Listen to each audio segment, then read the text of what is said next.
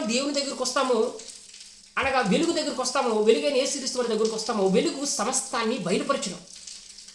సమస్త చీకటిలో ఉన్న సమస్తాన్ని బయలుపరుస్తుంది, చూపిస్తుంది. ఇది సమస్య, ఇది అక్కడ ఉంది, ఇది ఇక్కడ ఉంది. వ్యాధి ద్వారా, అవమానం ద్వారా, లేకపోతే ఆ సంతానం లేకపోవడం వలన, మరి ఏ ఇతర సమస్య వలన, ఏ సమస్య అయితే నిన్ను ఇబ్బంది పెడుతుందో దాని వల్ల ఇప్పటికే నువ్వు వంగిపోయి ఉన్నావా? ఇక నాకు ఏ జీవితంలో ఏమి జరగదు, నన్ను ఎవరు విడిపించలేరు నువ్వు అనుకుంటా ఉన్నావా? అయితే యేసుక్రీస్తు వారు చెప్తా ఉన్నాడు, దాని నుంచి నిన్ను నేను విడిపిస్తాను. మనం చూస్తే మనుషుల యొక్క జీవితాల్లో కొన్ని కుటుంబాల్లో కొంతమంది వ్యాధులతో బాధపడుతూ ఉంటారు, కొన్ని సమస్యలతోటి, శాపాలతోటి బాధపడుతూ ఉంటారు. తమ తల్లిదండ్రులు ఎదుర్కొన్నటువంటి సమస్యని వీళ్ళు కూడా ఎదుర్కొంటారు, వీళ్ళు ఎదుర్కొన్నటువంటి సమస్యని వాళ్ళ పిల్లలు కూడా ఎదుర్కొంటారు. అదే వ్యాధి అలా తరతరాల నుంచి వస్తూనే ఉంటుంది. లేదా వాళ్ళ కుటుంబంలో వాళ్ళ ముందు ఎవరికైనా పిల్లలు లేకుండా ఉంటే వీళ్ళకి కూడా కొంతమందికి పిల్లలు ఉండరు. నేను చూసిన కొన్ని ఫ్యామిలీస్లో అన్నదమ్ములు ఇద్దరికీ పిల్లలు లేకుండా ఉన్నారు చాలామంది.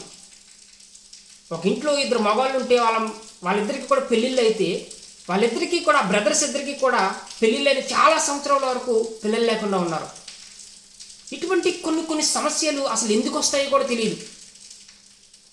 అసలు ఎందుకు వాళ్ళు అదే సమస్యతో బాధపడుతున్నారు, లేకపోతే అదే కొన్ని వ్యాధులతో ఎందుకు బాధపడుతున్నారో చాలామందికి తెలియదు. కానీ ఇటువంటి సమస్యని బైబిల్లో ఒక స్త్రీ ఎదుర్కొంది. ఎప్పుడైతే మనం దేవుని దగ్గరికి వస్తామో, అనగా వెలుగు దగ్గరికి వస్తామో, వెలుగైన యేసుక్రీస్తు వారి దగ్గరికి వస్తామో, వెలుగు సమస్తాన్ని బయలుపరచును. సమస్త చీకటిలో ఉన్న సమస్తాన్ని బయలుపరుస్తుంది, చూపిస్తుంది. ఇది సమస్య, ఇది అక్కడ ఉంది, ఇది ఇక్కడ ఉంది. వెలుగు ఎప్పుడైతే వస్తుందో ఆ వెలుగు మనకు సమస్తాన్ని బోధిస్తుంది. అలాగే యేసుక్రీస్తు వారి దగ్గరికి వస్తే యేసుక్రీస్తు వారు మన సమస్యకి ప్రతి కారణాన్ని ఆయన చూపిస్తాడు, అలాగే దాని నుంచి ఆయన విడిపిస్తాడు.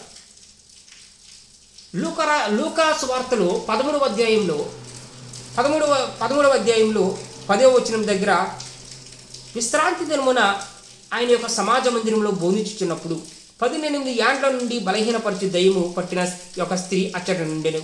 ఆమె నడుము వంగిపోయి ఎంత మాత్రము చక్కగా నిలువబడలేకుండెను.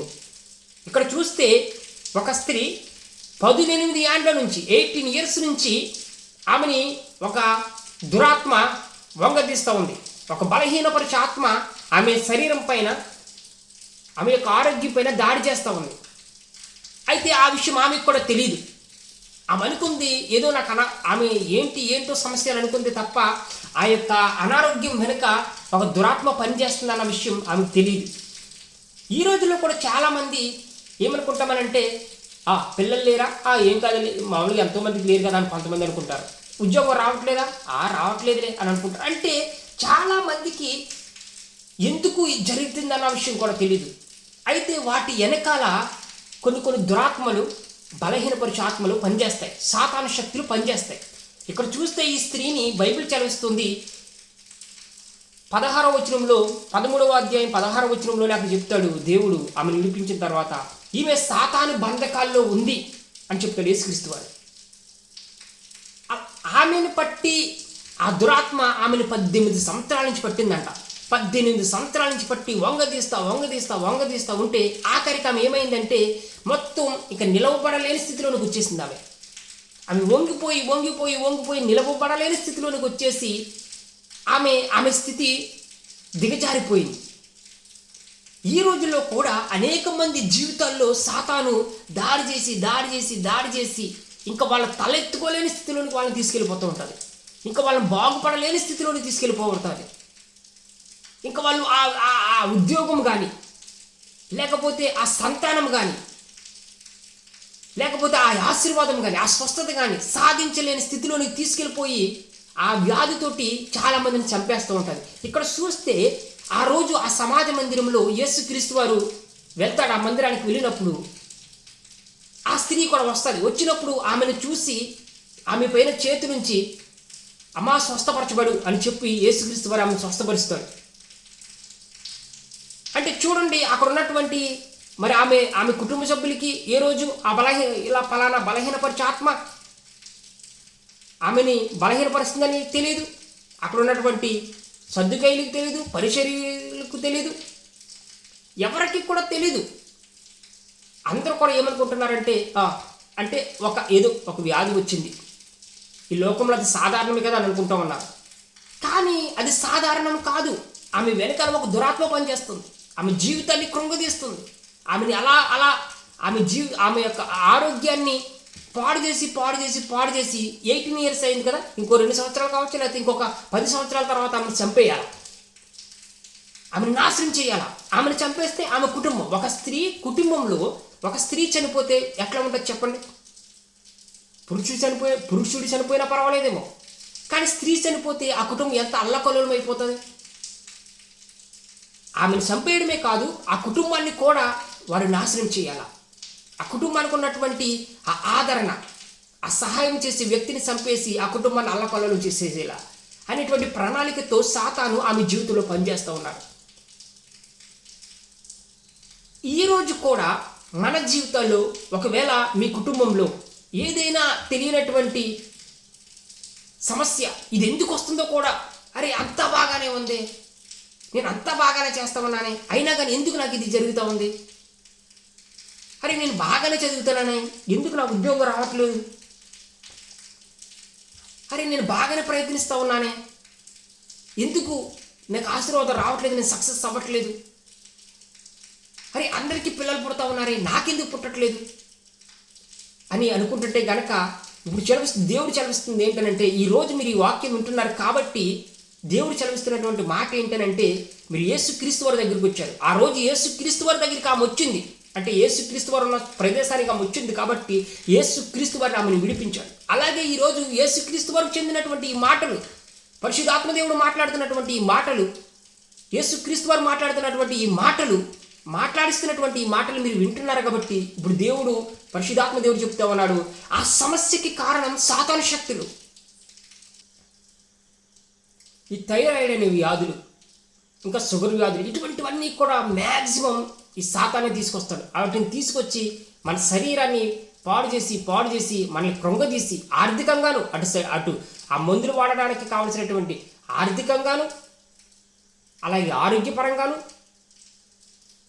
మన వల్ల మన కుటుంబాలని వాడు ఇట్లా ఇబ్బంది పెట్టి నాశనం చేసి మనల్ని చంపేయాలని, మనల్ని కృంగదీయాలని చూస్తూ ఉంటాడు సాతాను ఆ బలహీనపరిచే ఆత్మల ద్వారా. అయితే ఇక్కడ యేసుక్రీస్తు వారు ఆమెని 12వ వచనంలో యేసు ఆమెను చూచి రమ్మని పిలిచి, అమ్మా నీ బలహీనత నుండి విడుదల పొంది ఉన్నామని ఆమెతో చెప్పి ఆమె మీద చేతులుంచగానే ఆమె చక్కగా నిలువబడి దేవుని మహింపరచను. ఇటువంటి వాటి నుంచి యేసుక్రీస్తు వారు మాత్రమే విడిపించగలడు.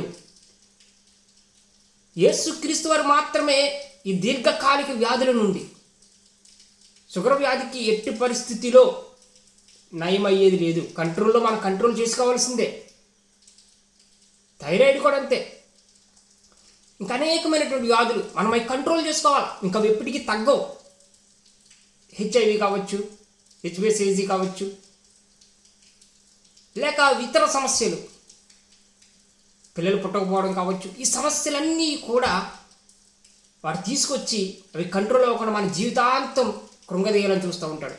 అయితే యేసుక్రీస్తు వారు అక్కడ ఆమెను విడిపించాడు. ఎందుకంటే యేసుక్రీస్తు ప్రభులు వారు మాత్రమే ఆ బలహీనపరచు ఆత్మ మీద అధికారం కలిగి ఉన్నాడు. యేసుక్రీస్తు ప్రభులు వారు మాత్రమే ఆ బలహీనపరచు ఆ దురాత్మన సాతాన్ని, మరి ఆ సాతాన్ నుంచి విడిపించగలడు. ఆ సాతాన్ని ఆ యేసుక్రీస్తు వారు మాత్రమే బంధించగలడు.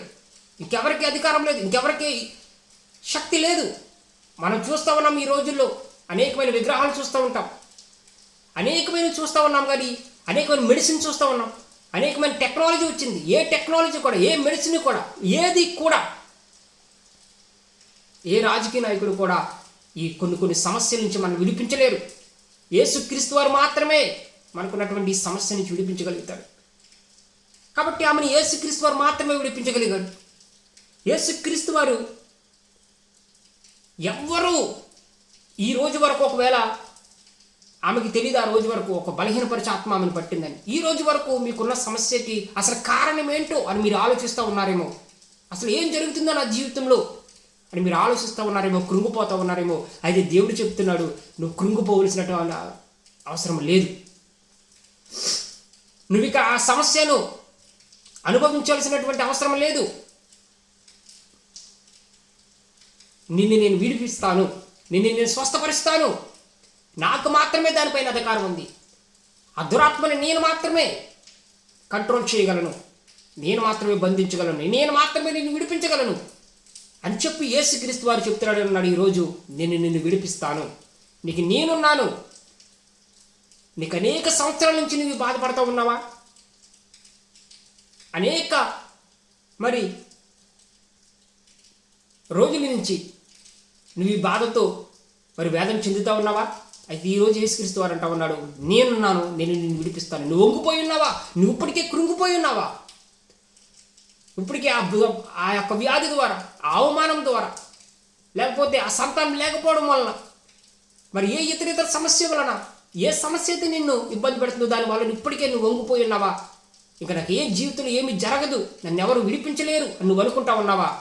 అయితే యేసుక్రీస్తు వారు చెప్తా ఉన్నాడు, దాని నుంచి నిన్ను నేను విడిపిస్తాను. అమ్మా, నేనున్నాను నీకు అని చెప్పి యేసుక్రీస్తు వారు ఈ రోజు నీకు సెలవిస్తూ ఉన్నాడు. అక్కడ చూస్తే మరి 16వ వచనంలో అక్కడ అంటాడు ఆయన యేసుక్రీస్తు వారు, ఇదిగో 18 ఏళ్ల నుంచి సాతాను బంధించిన అబ్రహాము కుమార్తె అయిన ఈమెను విశ్రాంతి దినమందు ఈ కట్ల నుండి విడిపించదగదా? సాతాను బంధించినటువంటి నిన్ను, సాతాను పరిపాలిస్తున్నటువంటి నీ జీవితాన్ని, సాతాను పరిపాలిస్తున్నటువంటి నీ గర్భాన్ని, సాతాను పరిపాలిస్తున్నటువంటి బలహీనపరచు ఆత్మ పరిపాలిస్తున్నటువంటి నీ శరీరాన్ని, నీ కుటుంబాన్ని యేసుక్రీస్తు ప్రభువుల వారు చెప్తా ఉన్నాడు, నేను విడిపిస్తాననేసి. నాకు మాత్రమే దానిపైన అధికారం కలిగి ఉంది, నేను మాత్రమే దాని నుంచి విడిపించగలను, నేను విడిపిస్తాను అని చెప్పి యేసుక్రీస్తు వారు విడిపిస్తున్నాడు మిమ్మల్ని. నేను చెప్తున్నాను, ఈ రోజు నుంచి ఏదైతే మిమ్మల్ని ఇబ్బంది పెట్టిందో ఇన్ని రోజులు కూడా, ఏదైతే నీ గౌరవం లేకుండా చేసిందో, ఏదైతే నిన్ను అవమానం పాలయ్యేలా చేసిందో, ఏదైతే నిన్ను కృంగిపోయేలా చేసిందో, నిలబడలేకుండా, ఒక స్త్రీ వంగిపోయిందంటే ఎంత అవమానం, ఒక వంగిపోయి నడుస్తుందంటే ఇది ఎంత అవమానకర విషయం. ఈరోజు నీ జీవితం వంగిపోయిందా? నీ కుటుంబం మొత్తం వంగిపోయిన పరిస్థితిలో ఉందా? నిలబడే చూడలేని స్థితిలో నీవు ఉన్నావా? అందరు నీతోటి వారందరూ నిలబడి నడుస్తుంటే, నీతోటి వారందరూ ఆశీర్వదించబడుతుంటే, నీతోటి వారందరూ ఆరోగ్యకరంగా ఉంటే, నీతోటి వారందరూ పిల్లల కని సంతోషంగా సమాధానంగా ఉంటే, నీతోటి వారందరూ ఉద్యోగాలు సంపాదించుకుని సంతోషంగా సమాధానంగా ఉంటే, నీవు మాత్రం వాళ్ళ స్థాయిలో కాకుండా ఇలా వంగిపోయిన స్థితిలో ఉన్నావా? వాళ్ళు నిలబడిన స్థాయిలో ఉంటే నువ్వు వంగిపోయిన స్థితిలో ఉన్నావా?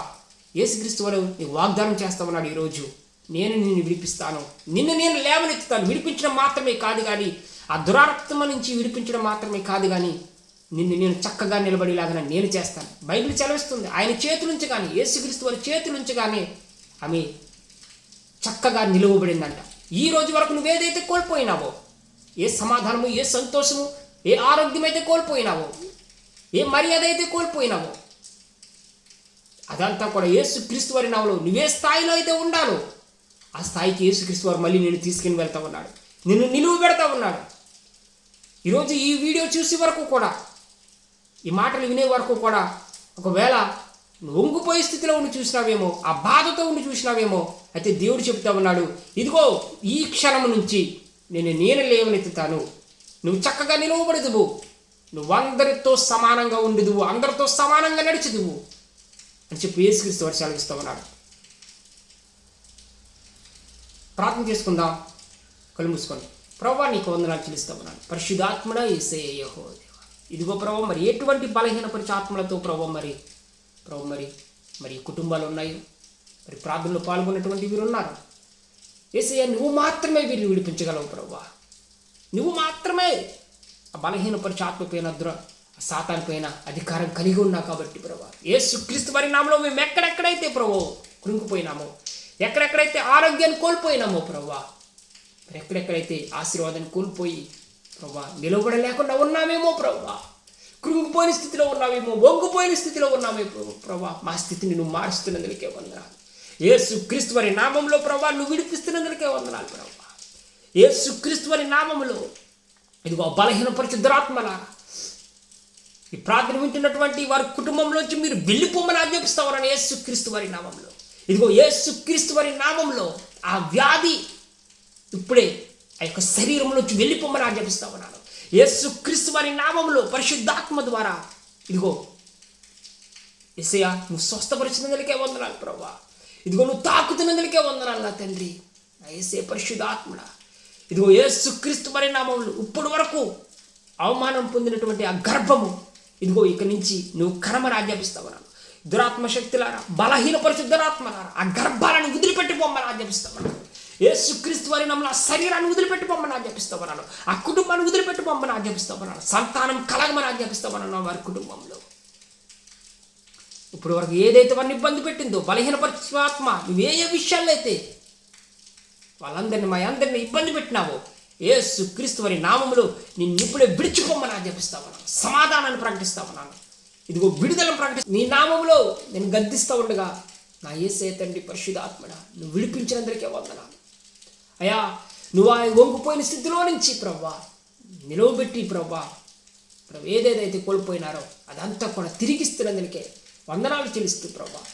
అలాగే నా తండ్రి ప్రభు మనోనేత్రములు వెలిగించమని, వింటున్నటువంటి వారి మనోనేత్రములు వెలిగించమని, ఆత్మీనేత్రం తెరవమని ప్రభు మరింత విశ్వాసాన్ని కలగజేసి ప్రభా రక్షణలోకి నడిపించమని, పరిశుద్ధాత్మతో వీరందరినీ కూడా నింపమని ప్రభా నీకు సాక్షార్థంగా ప్రభు నా తండ్రి ఆశీర్వాదకరంగా ప్రభు అనేక మందికి ఆశీర్వాదకరంగా ఉండేలాగా చేయమని యేసుక్రీస్తు వారి నామములో తండ్రి యేసే పరిశుద్ధాత్ముడా ప్రార్థించి నమ్మి పొందుకుంటున్నాం తండ్రి. అలాగే నీ చిత్తాన్ని, నీ ఉద్దేశాన్ని, నీ ప్రణాళికలను కూడా ప్రభా వీరి జీవితంలో నెరవేర్చమని ప్రార్థించి నమ్మి పొందుకుంటున్నాం తండ్రి. ఆమేన్, ఆమేన్, ఆమేన్. Thank you lord. Thank you. Glory to Jesus Christ. మీరు ఆశీర్వదించబడ్డారు, మీరు విడిపించబడ్డారు. Thank you. స్వస్థతలు జరిగితే మీ సాక్ష్యాన్ని ఖచ్చితంగా తెలియజేయండి. Thank you.